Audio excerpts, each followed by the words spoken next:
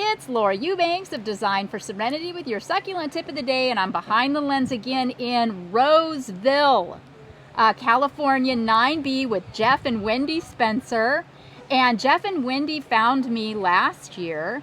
They had their entire front yard ripped out and wanted to go drought tolerant, but decided to follow our design principles at DFS and do some beautiful tapestry work and specimen gardens, and it is just absolutely masterful. You guys are going to love this. So, Jeff and Wendy, tell me a little bit about how this all started for you. Well, how it started was we saw your videos online. We first went to a local cactus place, and the lady says, you have to check out Laura Eubanks online.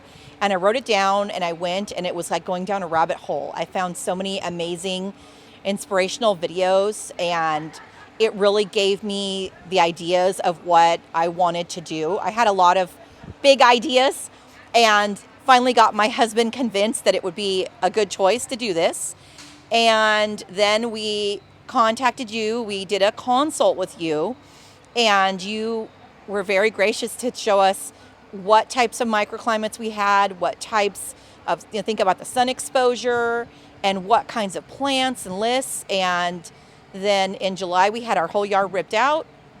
And in October, we drove down to Southern California and got our trees and a lot of our plants. And then we just went for it. Something to keep in mind is the 9B climate that we're in experiences temperatures above triple digits and below freezing. So we'll in February see temps down to the low 30s up to the even to the high 20s, and we have to cover the soft tissue plants during that period. But everything can survive as long as you can protect it during those frost periods. Good to know. And your tree aloes, tell me about those. So when we went to Southern California, we decided to go to Waterwise Botanicals based on your suggestion, and we were able to get most of our trees there. We got our Dracaena Draco and our Aloe Bainsii Tongus hybrids there as well. We also got our Euphorbia lambii. And then after we were done there, we went up the hill to Santa Barbara to Aloes in Wonderland to see Jeff for a private tour. And we actually got this magnificent Aloe Hercules from him as a cutting and placed him in the ground. Absolutely fantastic. And it turned all red, didn't it? You thought it had died. Yes, we did. We thought it was a goner. But alas, it has recovered. And Jeff and Wendy were asking, I was asking, aren't you tempted to dig around down there and see if it's throwing off roots? But one way that we'll be able to tell is by seeing new growth up here. When she starts throwing off some new leaves, we'll know we've rooted. And they haven't seen that yet, but it's still pretty early days, and the plant looks absolutely healthy and vibrant to me. Your hardscape is also magnificent, and you can't, I say this all the time, it's hard to really gauge the mounding in the video. It's hard to see, but they've done a tremendous job of it. Now the idea is, this is more of their specimen garden where they put things out.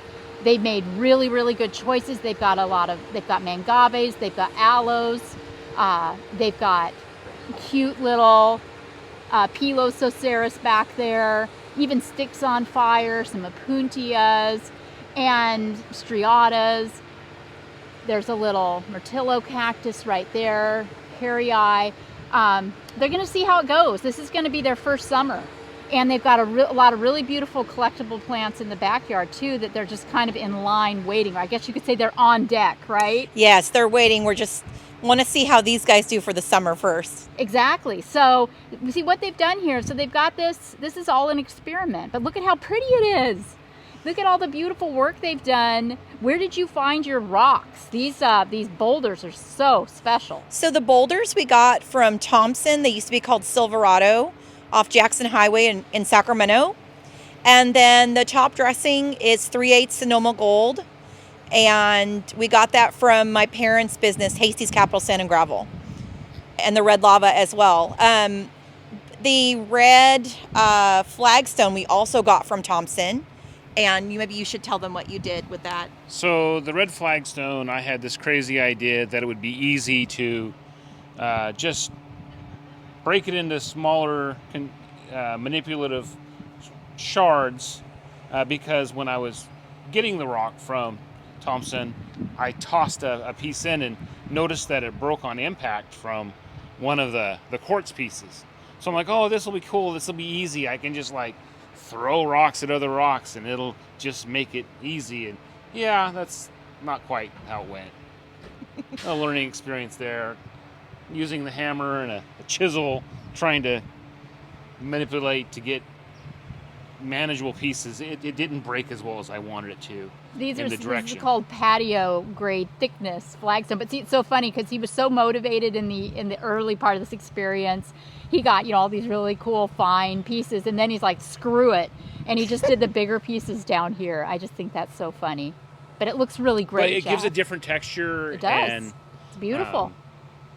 Let's check out your 3 yards of rock repetition and restraint. Yes. And you gotta lend itself to. Sometimes you need some restraint. Right. Move Exactly. along with the process. Those of us that are crazy about these plants understand that restraint is the hardest part of the program. Indeed. Isn't it? It really is. All right. Now up here you've got a little more protection. So this is where the tapestry areas have gone in. And before we get started, let's talk about the elephant in the room in this gorgeous Talavera ball with the copper lid. Tell us, Wendy, what is the significance of this piece? What does it have inside? You can put citronella fluid in there, and then you can use it to keep mosquitoes away. Gosh, And you can get this on Amazon. I need that in my life. I love that. I think they have 3 different kinds. That's fabulous. All right, so here, again, they're learning all about their microclimates, but knowing that the sun actually starts over here behind their house and then works its way across this way. So all of this inner courtyard stuff is a little more protected. Here, the little opuntia in the blue pot. Look at the fire glass. Isn't that so pretty? That's, see the sun is starting to hit. But it is, what time is it? It's 9:15 a.m. 9:15 Pacific Standard Time. a.m. Pacific Standard Time. Yep. Thank you. We are, we're still all in shade here on the patio. But look at, I learned that PVNs, Pearl von Neubergs, are fantastic echeverias to grow here in 9B. But they've got it all. I mean, they have everything that I use, pretty much. And see, some of these things are smaller. Where did you collect all of these plants, Wendy and Jeff? A lot of them we got from Waterwise, and we started out with quite a few from there, and then we moved to just getting things from Lowe's and Costco actually lately, and we got a few from Sprouts, the grocery store, but I mean a lot of it is just trial and error to try to see what we could come up with. And also from watching your videos, I remembered that when you have a hostile climate or something that's really hot, you want to pick a plant that grows a little taller and put your tuck your echeverias underneath. And so rather than behead our jade and reset it, we kind of let them grow a little taller so they could provide that protection that was needed for the littler plants. That is a wonderful idea. There are some of these plants we'll have to bring in, like you just passed the blue pot that had the mermaid tail Oh, in it, yes. and that is not tolerant below 50 degrees. Right. So we will have to remove that from the landscape and bring that indoors, probably late November, and then start reintroducing it in March. And with our aloe cameronii, we cut the bottoms off of them and replaced them a few times so far. Oh, really? Yeah, because they've tried to grow roots and turn green. Shame on you. Here's one. Yeah. See, here's the aloe cameronii. We just chopped him recently. He just got chopped. They don't mind. I'll tell you guys, they don't mind. And your Kalanchoe orgialis is not a happy camper. No. So nobody bats 1,000, right? So here's where decisions have to be made for everyone. Succulents, as a rule, typically don't die, they just pout. So they will stay in a landscape and just look like crap until the cows come home. So you have to move them until you find a place where they're happy. Or you just get rid of it and chalk it up to experience. So don't try to do, Herculean things to change a plant's mind. It will tell you if it's happy in its spot. But remember, they're also very, very easy to move. So if something's not thriving, especially something small in the landscape, just move it. Look at this PVN here. God, that's stunning. Look at that color. It's being shaded by the Calandrinia spectabalis, Greg's favorite plant. Gets beautiful pink flowers. And Jeff and Wendy tell me that in the winter this one pretty much dies back. And something else down here too, you guys said died back and then just made a comeback. With the white flowers, this guy. Oh, yes. Yep, he died to nothing. We thought he was a goner. It's a And sedum. then, lo and behold, Yep. late February, he starts. A lot of sedums will making an do appearance. that, die back, and then I have one called Vera Jameson that does that too. And then here's some more. There's another Cameronii. Really cool Haworthia in that pot with the Plicatillus. Beautiful, beautiful Talavera. We got the Talavera at the Terra del Sol down in Goleta near Santa Barbara. That nursery is fabulous. That's where I got my first Talavera ball, was at Terra Yep. del Sol. We saw that on your Instagram, and it was amazing when we were down, like making our trip down there, and we were coming up to Santa Barbara. I'm like, I remember that place with the Talavera, and I looked on the map, and it was close by, and I said, we have to stop there before we leave Southern California. And oh my gosh, thank goodness we did, because we were able to get all 3 of those Talavera pots. Buyer's remorse. If we had Oh my more gosh. money, we would have came home with a Ferox that was too big for our installation. We would have came home with a more Talavera than we had. We got our little financial Chihuahua from there, and I collect Chihuahuas as well. I have 6. That's so 6 cute. Chihuahuas. So he was adorable. So he's a Really little cute. nod to our little Chihuahuas. Aw. Well, you guys, I cannot thank you enough for your hospitality and allowing me to stop by here up on my way up to the ranch.